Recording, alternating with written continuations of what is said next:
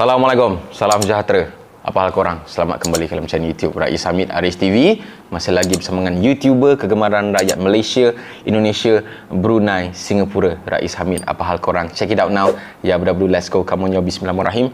Allahumma salli ala Muhammad wa ala ali Muhammad. Tekan butang subscribe sekarang. Road to 500k subscriber. Video kali ini macam special sikit. Sebab kali ini aku nak dedahkan benda yang aku pelik, tak dapat liputan meluas dekat media sosial dan sebagainya. Tapi benda ni adalah besar, yang aku nampak adalah agenda untuk merosakkan Islam daripada pandangan aku lah. Dekat Washington DC pada 31 hari bulan 1 sehingga 1 hari bulan 2 nanti akan diadakan sidang kemuncak IRF ataupun IRF Summit. Apa tu IRF? IRF ni adalah singkatan kepada International Religion Freedom. Mungkin sekarang ni kalau korang pergi search pasal IRF ni, korang akan jumpa yang dekat social media ni seolah-olah nak bagi tahu IRF ni adalah berkenaan dengan nak bagi semua agama dekat dalam dunia ni supaya ada hubungan yang harmoni, tak ada agama yang bermusuh dengan agama lain. Masing-masing boleh mengamalkan agama dan kepercayaan dengan bebas tanpa perlu takut lah nak musuh lah benda lah. Itu yang dorang cerita dekat social media. Tapi kalau korang pergi dekat website dia, korang pergi tengok dekat bahagian about dia, apa yang dorang memperjuangkan sebenarnya adalah dorang ni nak menghapuskan sekatan terhadap kebebasan beragama dan juga penganiayaan agama. Apa yang korang faham dekat sini? Apa yang korang nampak?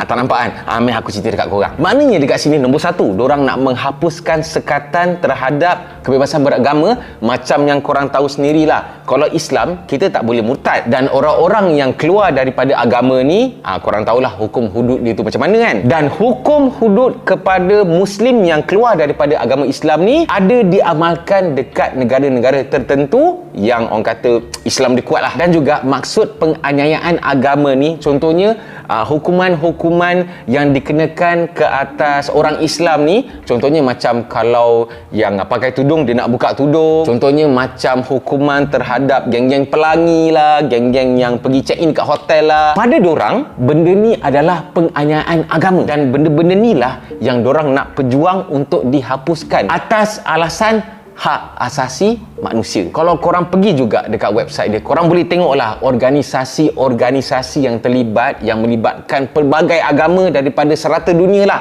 Dan ada juga yang korang akan nampak organisasi yang macam agama Islam, sebab nama dia Islam apa semula. Tapi kebanyakan organisasi Islam tu adalah organisasi yang berfahaman liberal. Contohnya Ahmadiyah Muslim Community, di mana founder dia mengaku sebagai Nabi, dan juga MWAC. MWAC tu apa?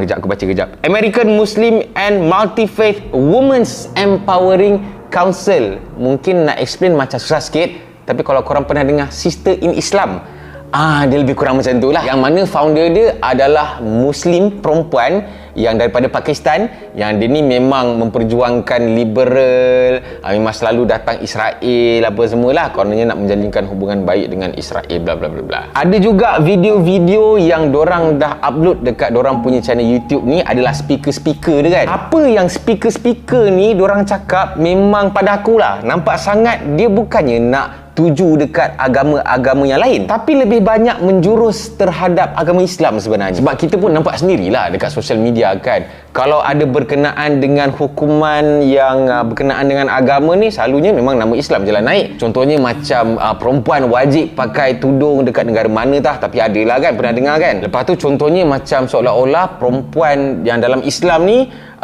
direndahkan dia punya taraf lah, padahal bukanlah direndahkan taraf pun. Benda-benda tu dorang punya speaker-speaker ni selalu cakap tau pasal benda-benda ni kan, yang macam aku cakap tadi lah, kebanyakan dia memang nampak tuju dekat Islam tu. Itulah secara peribadi yang aku nampak yang cuba diperjuangkan oleh dorang ni. Dan kalau korang pergi buat research sendiri, aku rasa korang pun memang nampak lah benda ni, memang benda obvious lah. Tapi misi-misi sebenar dorang ni, dorang cuba untuk mengaburi korang-korang punya mata ni dengan nak ceritakan IRF ni, kita kena harmoni, kita kena adil, kita kena hormat semua agama, supaya dalam negara tu bebas nak mengamalkan apa-apa agama tanpa paksaan, tanpa takut. Tapi sebenarnya tidak guys. Setakat ni yang aku dah research lah, Malaysia memang tak ada terlibat langsung, alhamdulillah. Tak tahulah kalau tiba-tiba ada NGO lain yang liberal apa semua tu kan, pelan-pelan diorang pergi menyusup, diorang pergi join, submit tu kan. Yang tu wallahualam aku tak tahulah. Tapi yang rasminya daripada kerajaan Malaysia,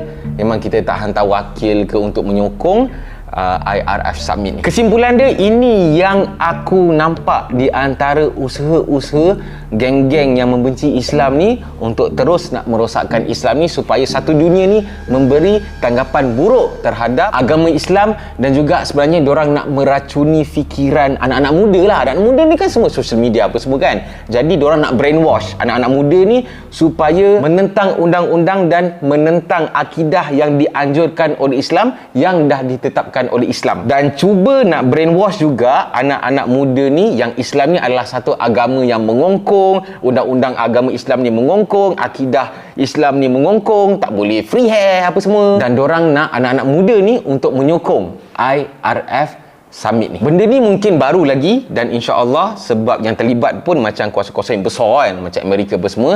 Jadi hati-hatilah supaya tak terpengaruh dengan dakyah-dakyah yang diorang cuba bawa ni. Ingat, apa-apa pun kita kembalilah kepada Al-Quran dan Sunnah. Dan kalau korang confused, mungkin korang terbaca lah dekat diorang punya social media ni kan, oh kita tak boleh, ini adalah penganiayaan, kita perlu boleh bebas beragama, nak keluar Islam silakan, kita kena bebas. Korang pergi rujuklah dulu dekat pakar-pakar agama yang ada dekat Malaysia ni. Diharapkan korang dapat mesej yang aku nak sampai ni, dan sekiranya korang suka, aku harap korang sukalah video ni, korang kena share sekarang supaya semua dapat mesej yang aku cuba nak bagi tahu dekat korang ni. Dan kalau korang ada komen, bolehlah komen dekat bawah. Jangan lupa tekan butang like, butang subscribe, butang loceng untuk notification video-video daripada channel YouTube Rais Hamid selepas ini.